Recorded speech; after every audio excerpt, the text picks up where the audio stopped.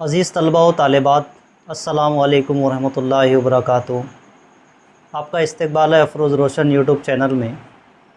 आज हम लेके आए हैं इंटरव्यू के 10 सवालात जो महाराष्ट्र के उर्दू स्कूलों में 12वीं जमात के सिलेबस में डाला गया है।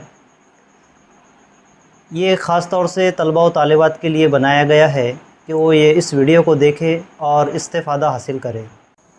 अस्सलामुअलैकुम सामान्य व नाज़रीन, आज हम इंटरव्यू देने के लिए ऐसी शख्सियत को मदऊ कर रहे हैं जिनको हाल ही में मिसाली मुदर्रिस के खिताब से नवाजा गया है। अफरोज़ रोशन सर, आपका बहुत बहुत इस्तकबाल। सामाईन व नाज़रीन, अस्सलामु अलैकुम वरहमतुल्लाहि वबरकातुहू। मैं शुक्रगुज़ार हूँ कि इन्होंने मुझे इंटरव्यू के लिए इस काबिल समझा और इंटरव्यू के लिए मुझे दावत दी। बहुत बहुत शुक्रिया। सर, आपसे कुछ चंद सवालात हैं। जी फरमाइए। सर, अब आपके ख़ानदान के बारे में कुछ मालूमात फराहम कीजिए। देखिए, ख़ानदान का ताल्लुक़ जो है तो हमारे वालिदैन आबा व अजदाद पठान ख़ानदान से ताल्लुक़ रखते हैं। जी। हमारा एक बहुत बड़ा कबीला है जो तकरीबन भाई फ़िलहाल जिसको कहेंगे हम कि हमारी बच्चों की जो है तो 8वीं पीढ़ी चल रही है कि हमारे वालिद, उनके दादा, वालिद के दादा, दादा के दादा, इस तरह से हमारी जो है तो 8वीं पीढ़ी अभी शुरू हो चुकी है। सर, आपके आबाई वतन और तालीम निज़ाम के बारे में कुछ बताइए। हमारा आबाई वतन जो है तो अकोला डिस्ट्रिक्ट में एक ताल्लुक़ का प्लेस है आकोट। आकोट से तकरीबन 5 किलोमीटर ही पर दूरी पर हमारा एक गांव है। गांव का नाम है मोहाला। अच्छा। मोहाला एक राजनीति का गढ़ भी समझा जाता है, जहां मशहूर व मारूफ हस्ती हिदायतुल्लाह खां पटेल साहब क़याम पज़ीर है। आपका दूसरा सवाल था कि आपके तालीमी निज़ाम के बारे में। तो हमारे गांव के जो तालीमी निज़ाम है तो अल्लाह के फजलो करम से तालीमी माहौल बहुत अच्छा माहौल बना हुआ है, जहां तकरीबन हाई स्कूल के 4 टीचर मौजूद है और जूनियर कॉलेज के 2 टीचर है, तो अभी जॉब पे लगे हुए हैं। और फ़िलहाल तकरीबन कुछ बच्चे अभी ज़ेर तालीम हैं। MBBS 2 है और MCOM किए हुए हैं। तो ये तो दुनिया के एतबार से हो गया। एतबार से अगर दीनी एतबार से अगर देखें तो हमारे यहाँ तकरीबन 7 आलिम हैं और हुफ़ाज़ इकराम तकरीबन 15 से 20 के करीब हो चुके शायद अभी, और कुछ बच्चे मदरसे में ज़ेर तालीम भी है। 2 कारी है, 2 मुफ्ती है। तालीम का एक माहौल बना हुआ है और अभी बहुत सारे बच्चे हर जमात में जो है तो ज़ेर तालीम है, तालीम हासिल कर रहे हैं। कुछ बच्चे नीट की क्लासेस वगैरह की तैयारी कर रहे हैं 12वीं के बाद। हाँ, कुछ तलबा तालिबात की 12वीं हो चुकी है। सर, आपको हाल ही में मिसाली मुदर्रिस का खिताब मिला है, उस तंजीम का नाम क्या है और आपको किसके हाथों में? ये बात है सन 2018 की कि जलगांव जामोद जो हमारे नांदूरा से करीब में ही है, ताल्लुक़ का प्लेस है, तो वहाँ पर आरजू एजुकेशन मल्टीपर्पज़ सोसाइटी है। हमको ये इनाम जलगांव जामोद के आमदार है संजय कूटे सर, संजय कूटे सर के हाथों में हमको ये इनाम दिया गया है। और उस वक्त के जो नगर अध्यक्षा थी सीमात डूबे मैडम, ये दोनों उस वक्त हाजिर थे, उनके हाथों ये हमको इनाम मिला है। सर, अवार्ड के लिए मुंतखब होने के लिए क्या असबाब है, ज़रा हमको तफसील से बता सकते हैं आप?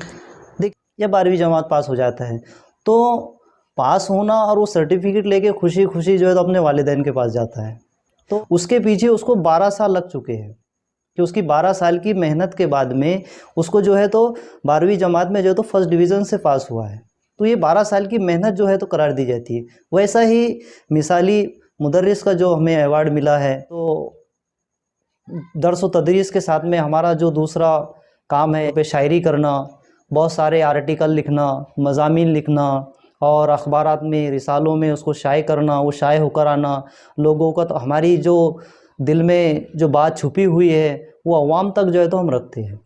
तो ये तमाम कारनामों के बिना पर जो है तो हमको ये मिसाली मुदर्रिस का खिताब मिला है। अच्छा सर, आपने मुदर्रिस के पेशे को क्यों चुना और क्या आपका ज़ाती फ़ैसला था?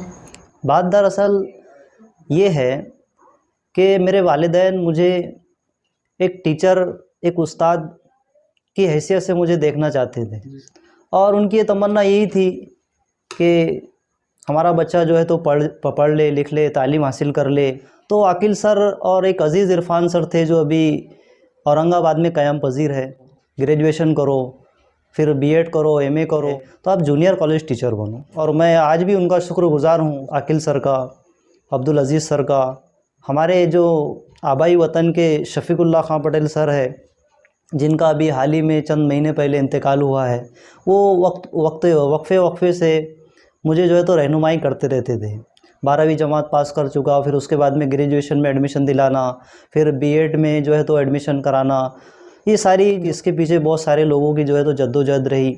और ख़ास तौर से मेरे वालिदैन की, कि वक्त वक्त पर, गुर्बत का ज़माना था, वक्त वक्त पर जो है तो पैसे मुहैया करके देना, स्कूल में भेजना, किसी काम का नहीं कहना, ये तमाम सारी चीज़ें थी जो मुझे आज इस काबिल बनाई।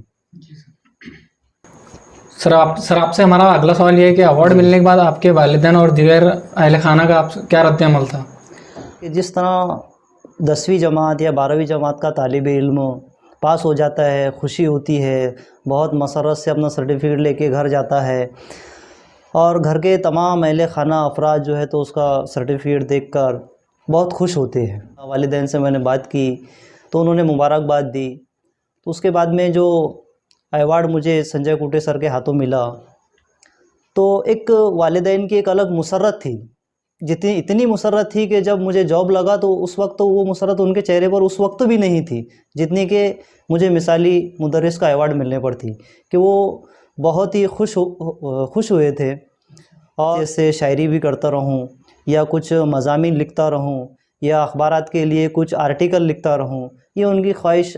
सर आपसे हमारा अगला सवाल ये है कि आपको शायरी का शौक़ है? हाँ, शायरी है। तो सर उसकी इब्तिदा कैसे हुई? हाँ, शायरी का जहाँ ताल्लुक़ पैदा हुआ है, बात एक बहुत ज़माने की है कि जब हम 12वीं जमात में थे तो उस वक्त एक मिर्ज़ा गालिब की गज़ल थी, जिसका शेर है कि आईने में देख रहे थे वो बहारे हुस्न, आया मेरा ख़याल तो शर्मा के रह गए। तो बस वही एक गालिब का शेर था कि जिसने मुझे शायरी की तरफ जो है तो अपनी दिलचस्पी बढ़ाने के लिए जो मुझे आमादा किया, और वहाँ से ही शायरी का शौक़ मेरे दिल में पैदा हो गया। साल पहले की बात है कि मुशायरों में शिरकत के लिए कभी अमरावती जाना, बालापुर जाना, या नागपुर जाना, वाशिम जाना, बुल्ढाना आना, ये तमाम चीज़ें जो है तो धीरे धीरे शायरी का शौक़ जो है तो बढ़ता गया। और आज अल्लाह के फजलो करम से मैं भी कुछ बहुत सारी गज़लें लिख लेता हूँ। और पढ़ने का तो, मुशायरा पढ़ने का तो कोई ऐसी दिलचस्पी है नहीं। कभी कभी वक्फ़े से कोई एक आधी गज़ल लिख लेते हैं, और अखबारात में, रिसालों में शाये होते रहती है। तो ये हमारा एक ज़ाती मशग़ला है जो आज भी जारी है। सर आज के दौर में नसर और शायरी के ताल्लुक़ से आपकी क्या राय है? देखिए, जहाँ तक मेरा ख़याल है कि नसर, जितना नसर पर लिखा गया है, चाहे वो कदीम दौर हो, जो है तो नसर कदीम दौर में भी लिखा गया है और आज के दौर में भी लिखा जा रहा है। जितनी अहमियत नसर को दी गई है, उतनी ही अहमियत जो है तो आज शायरी को दी जा रही है। और शायरी की तरफ जो है तो रुझान पब्लिक का, अवाम का ख़ास कर ज़्यादा है। कि जितना मैं ये कहूँगा कि जितनी अहमियत नसर को है, उतनी ही अहमियत आज शायरी को हो रही है, और शायरी को भी है। लोग नसर भी अपनी ज़ाती ज़िंदगी में उतना ही पढ़ रहे हैं, और शायरी को भी उतना ही पढ़ रहे हैं। और नसर का लिखना भी कदीम दौर में जितना जारी था, आज के जदीद दौर में भी उतना ही जारी है। और शायरी भी जितनी कदीम दौर में लिखी गई है, उतनी आज भी जदीद दौर में शायरी लिखी जा रही है। सर अब से अगला सवाल हमारा ये है कि तालीमी बेदारी मुहिम के ताल्लुक़ से आपकी क्या राय है? क्या आज इसकी ज़रूरत है? जी बिल्कुल, आज तालीमी बेदारी मुहिम की आज अशद ज़रूरत है। इतनी ज़रूरत है कि हमको हमारा समाज को लेकर, या दूसरे भी बहुत सारे समाज हैं, हमारे हिंदुस्तान जो है तो एक बहुत बड़ा मुल्क है, यहाँ हर किस्म के बहुत सारे समाज ज़िंदगी गुजारते हैं। तो तालीमी बेदारी का जहाँ तक ताल्लुक़ है, तो ताकि हमारे समाज के बच्चे तालीम की अहमियत जान सकें, तालीमी बेदारी मुहिम में ये होना चाहिए कि हमारा जो बच्चा है पढ़ने लिखने के लिए स्कूल जाता है, तो 10वीं के बाद तो उसको अलीफ बे जीम नहीं सीखेगा। वहाँ तो सीखना नहीं है, वहाँ तो सिलेबस और कोर्स मुकम्मल कराना होता है। तो हमारे समाज के लोगों को ये बात मालूम होना चाहिए, या ये बात उनको बताना चाहिए कि तालीम सीखने की जो बच्चे की उम्र रहती है तो वो पहली से लेकर 5वीं तक की रहती है, कि बच्चा पहली से लेकर 5वीं तक अगर उसको लिखना हुर्फ़ तहज्जी के 1 हुर्फ़ी अल्फाज कौन से है, 2 हुर्फ़ी अल्फाज कौन से है, 6 हुर्फ़ी अल्फाज कौन से है, उसको पूरे हुर्फ़ तहज्जी की अल्फ़ाबेट की पहचान हो जानी चाहिए, यहाँ तक कि उसको पढ़ते आ जाना चाहिए। तो ये उम्र जो है तो बचपना जो गुज़रता है बच्चे का, तो जैसी उसकी तरबियत होगी वैसा उसकी आगे की ज़िंदगी गुजरेंगी। क्योंकि तालीम का जो दौर शुरू होता है तो इब्तदाई दौर से शुरू होता है। जैसा कि एक मिसाल कि हम घर बनाते हैं, घर बनाने के लिए हमको फाउंडेशन का बनाना ज़रूरी होता है। हम नीचे गड्ढे खोदते हैं, कॉलम तैयार करते हैं, प्लेन ऊँटा तैयार करते हैं, फिर उसके ऊपर दीवारें उठाकर मकान बनाते हैं। तो जिस तरह से हमारा मकान का फाउंडेशन मजबूत रहेगा, ताकतवर रहेगा, ऊपर हमारा मकान भी अच्छा बनेगा। चाहे आप 1 फ्लोर बनाओ, 3 फ्लोर बनाओ, 4 फ्लोर बनाओ, तो उतना वज़न वो संभालने की उसमें सलाहियत होना चाहिए। तो वैसा ही बच्चे की है कि बच्चा जिस तरह से बचपन में अपनी तालीम हासिल कर ले तो वो आगे की उसकी जितनी भी तालीम हासिल करेगा वो, तो वो इंशाल्लाह उसको आगे कोई कहीं भी किसी किस्म की रुकावट नहीं आएंगी।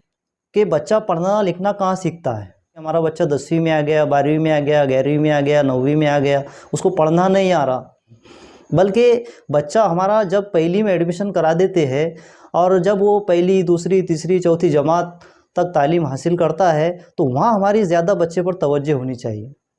ये तालीमी बेदारी मुहिम इसलिए ज़रूरी है कि हमारे अवाम के जो लोग हैं, हमारे समाज जो है, हमारे समाज के लोगों को जागरूक करने की ज़रूरत है आज कि तालीम बच्चा पढ़ना लिखना कहाँ सीखता है।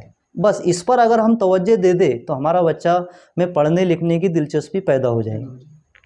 सर एक और आखिरी सवाल हमारा आपसे, आप हमारे तलबा और तालिबात को क्या पैगाम देना चाहेंगे? जी देखिए, आपका आखिरी सवाल बहुत अच्छा सवाल है कि तलबा और तालिबात के लिए क्या पैगाम देना है।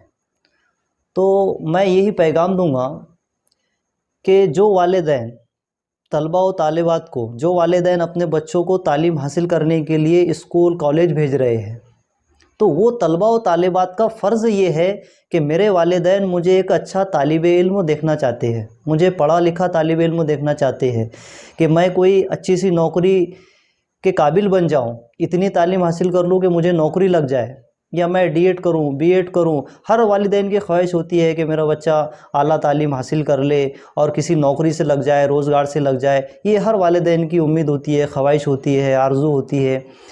तो मैं तलबा और तालिबात से यही कहना चाहूँगा कि आप अपने वालिदैन की उम्मीदों पर पानी मत फेरिए, कि हमको पता है और ये हमारे अतराफ़ का हाल नहीं है, हमारे ज़िले का हाल नहीं है, बल्कि हमारे रियासत का हाल नहीं है, बल्कि बहुत सारे मुकामात पर ऐसा बना हुआ है कि बच्चे वालिदैन जो है तो बच्चों को स्कूल भेजते हैं तालीम हासिल करने के लिए, लेकिन बच्चा जब स्कूल आता है तो वो दूसरे काम में लग जाता है, उसकी दिलचस्पी पढ़ाई में नहीं रहती कि उस्ताद क्लास में आकर क्या पढ़ा रहे हैं, क्या हमें दर्स व तदरीस से नवाज रहे हैं, इसकी उसकी तरफ तवज्जो नहीं होती।